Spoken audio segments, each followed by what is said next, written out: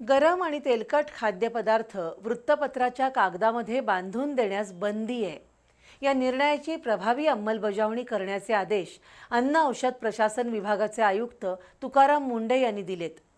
पण कोल्हापूर जिल्ह्यातील अन्न औषध प्रशासनाच्या अधिकाऱ्यांनी आयुक्तांच्या आदेशाला केराची टोपली दाखवली आहे।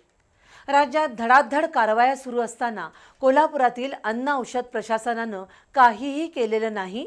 त्यामुळे अनेक हातगाड्या आणि हॉटेलांमध्ये अजूनही वडा, भजी, भडंग यासह अन्य खाद्यपदार्थ वर्तमानपत्राच्या रद्दी कागदातूनच दिले जातात। त्यातून नागरिकांच्या आरोग्याशी खेळ होतो। अन्न औषध प्रशासन विभागाच्या आयुक्तपदाची सूत्र हाती घेतल्यानंतर तुकाराम मुंढे यांनी कारवाईचा धडाका सुरू केलाय।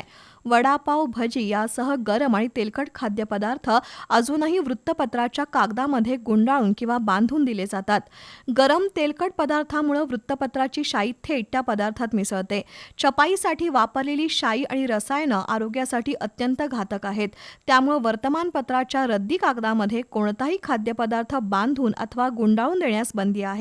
त्याची कठोर अंमलबजावणी करण्याचे आदेश तुकाराम मुंढे यांनी दिलेत। त्यानंतर राज्यभर कारवाईचा धडाका सुरू झालाय। पण कोल्हापुरातील अन्न औषध प्रशासनाच्या अधिकाऱ्यांनी आयुक्तांच्या आदेशाकडे लक्षच दिलेलं नाही। कारण कोल्हापुरात तशी एकही कारवाई झालेली नाही। त्यामुळे अजूनही अनेक हॉटेल किंवा खाद्यपदार्थांच्या गाड्यांवर रद्दी पेपर मधूनच पदार्थ दिले जातात।